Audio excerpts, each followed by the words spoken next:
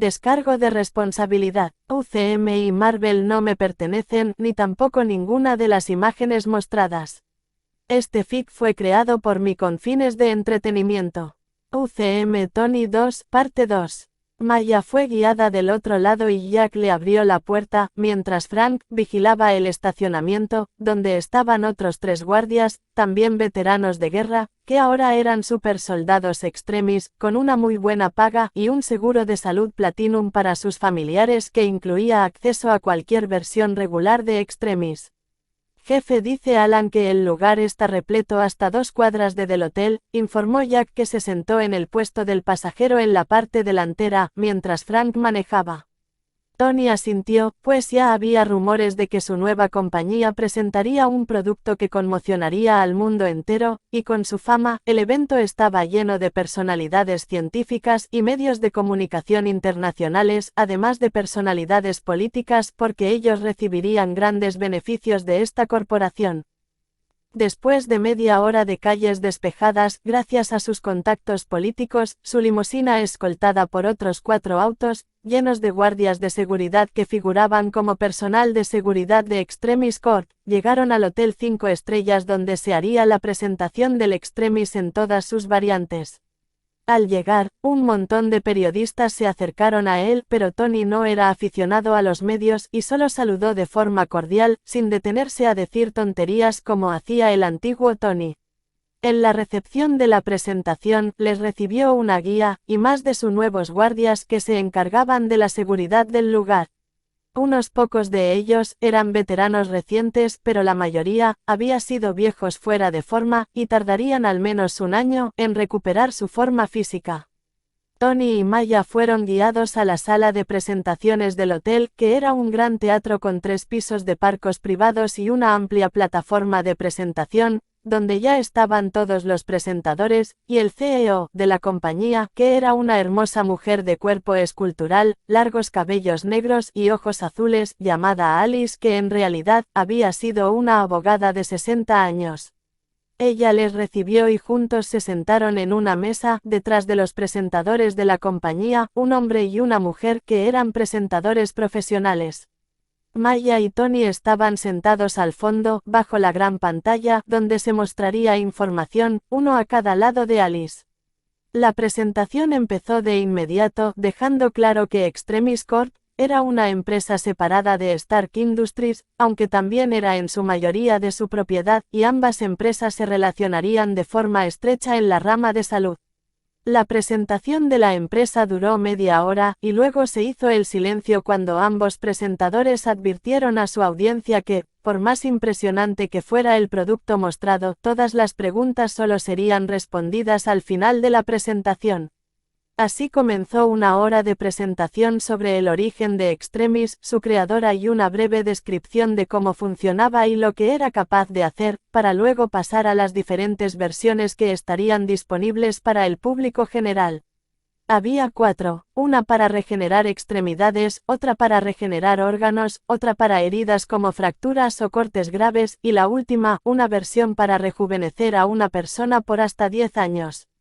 La gente estaba conmocionada, pero la presentación no había terminado, y los presentadores ignoraron las preguntas para pasar al área de riesgos y seguridad, dejando a la gente muda al ver que el nombre Extremis no era ninguna casualidad, y este producto era una bomba literal que requería medidas de seguridad extremas para su uso.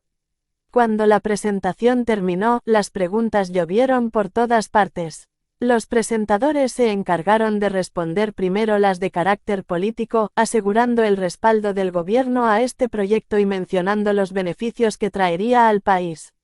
Luego, fueron las preguntas científicas en el área de biología y química, respondidas por la doctora Maya Hansen, y por último, las quejas de seguridad respondidas por él. Señor Tony Stark, ya nos ha dicho que la cápsula está diseñada para contener la temperatura y asegurar que la segunda dosis estabilizadora sea inyectada a tiempo, sin accidentes, pero los accidentes siempre sucederán, y siempre, a pesar de que se hagan revisiones previas, habrá la posibilidad de que la cápsula de tratamiento se estropee durante el proceso de administración de la dosis. Cuando esto pase, ¿qué evitará que la persona dentro de la cápsula termine como las ratas que hemos visto antes en la presentación, como no más que una pila de cenizas?, preguntó un reportero. Tony no pasó por alto cómo él pasó de un supuesto accidente a un accidente en toda regla que ya convertiría a alguien en cenizas. Como allí todos eran profesionales, su mala intención era evidente, aunque no por eso su pregunta no era importante, solo que era malintencionada. Tony miró a su CEO, y ésta le asintió sin ningún disimulo, anotando el nombre del periodista para vetar a este de sus reuniones y hacer los correctivos legales correspondientes con su agencia. El periodista, que era un hombre en sus 40, se tensó en preparación para una discusión, pero Tony lo ignoró y miró al resto de la gente. Es una forma para nada profesional de hacer una pregunta, pero eso no desvirtúa a esta, pues es un asunto de gran importancia y como tal, ya ha sido previsto, sentenció Tony. En el supuesto caso, enfatizó, de que ocurra una falla con la cápsula de tratamiento, pues los accidentes siempre ocurrirán, se activará un segundo mecanismo de inyección independiente dentro de la misma cápsula. También hay un tercer mecanismo, separado, lo que significa que la misma cápsula tiene 3 mecanismos de administración del tratamiento completamente independientes uno del otro. En el casi imposible caso de que estos 3 mecanismos independientes uno del otro fallen al mismo tiempo, siempre habrá una dosis preparada por el personal médico disponible para su inyección manual. En caso de que estos 4 mecanismos fallen al mismo tiempo, hay otros mecanismos que no pueden ser revelados por motivos de seguridad. En realidad, había 4 más. Por lo que en caso de que todo falle, debería hacerse una investigación de asesinato o terrorismo, concluyó Tony con tono neutro, y la gente parpadeó. Al terminar las preguntas, se hizo un estimado del tiempo que tomaría aprobar el tratamiento con Extremis, siendo el plazo mínimo de 3 años y el plazo máximo de 5 años. Señor Stark, ¿puedo hacer una pregunta más?, preguntó una reportera de cuerpo escultural con una sonrisa insinuante. Tony no pensaba perder su tiempo con mujeres en estos días, pero una rubia siempre tenía sus encantos y él asintió, a pesar de que la reunión había terminado. Señor Stark, su apariencia ha cambiado, y algunas personas han notado que es usted más alto y parece más joven. ¿Ha usado Extremis?, preguntó la mujer, y todos guardaron silencio. Eso es interesante, pero debo decir que se equivocan, siempre me he visto así de bien. Sin embargo, como todo científico que se precie, si desarrollo una cura peligrosa, es mi privilegio probarla primero, aunque no noté ninguna diferencia al usar Extremis, por lo que mi compañera se sometió a una dosis para tener resultados convincentes, explicó Tony con seriedad. Maya puso los ojos en blanco, y la multitud se rió. Al terminar la presentación, Tony regresó directo a casa, pues la estrella que desarrolló el Extremis era Maya, él solo se encargó de que no explotaran las cosas. En cuanto a los asuntos legales o administrativos, su CEO ya tenía instrucciones claras y una línea directa con él en caso de enfrentar una situación difícil. Por todo esto, Tony regresó a su mansión para trabajar con, en su opinión, la segunda gema más versátil y útil de las gemas del infinito, después de la gema de la realidad, claro está. Pero él no lo consideraba así por la capacidad de moverse por el espacio a cualquier lugar del universo en segundos, pues ese era un poder solo útil para vagos y flojos. Él era un vago y un flojo en su antigua vida, y seguía siendo un vago y un flojo en esta, pero en esta vida él también contaba con un supercerebro capaz de pensar en un mejor uso para la gema del espacio que no fuera moverse a sí mismo por todo el universo. Tampoco era mover planetas, soles o galaxias, lo que no quería decir que fuera imposible, pero si él tratara de ejercer tal poder, sin duda moriría debido a que su cuerpo no lo resistiría. No, lo que Tony pensaba hacer y el uso más roto que se le podía dar a la gema del espacio no era a nivel macro, sino irónicamente, a nivel micro, utilizando una infinitesimal parte de su poder universal para mover las partículas que componían la materia, y de forma literal, reorganizar sus componentes para convertir el simple plástico en vibranium o, si se quería ser más apegado al lore, el plomo en oro. Por supuesto, usar este poder no era tocar un pedazo de plástico, pensar en que se convertía en vibranium y asunto arreglado.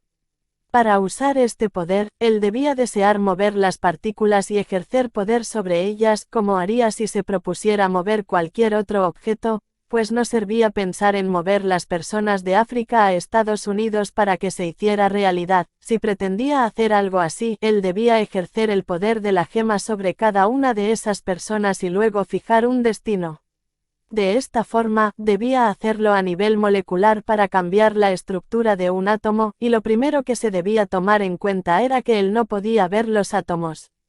También estaba ese pequeño asunto de que trastear con la materia podía desestabilizar sus átomos y desintegrar medio planeta, pero eso no era importante. Las cosas importantes eran el proceso y las herramientas que necesitaría.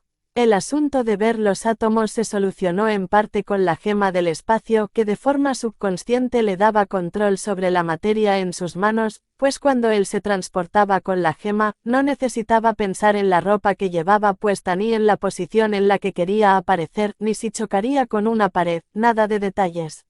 Él solo debía saber a dónde iba la materia y la gema se encargaría del resto. De la misma forma, si conocía un átomo, sus partes, su estructura y número de estos, y las partículas que los componían en teoría, podía lograr su objetivo.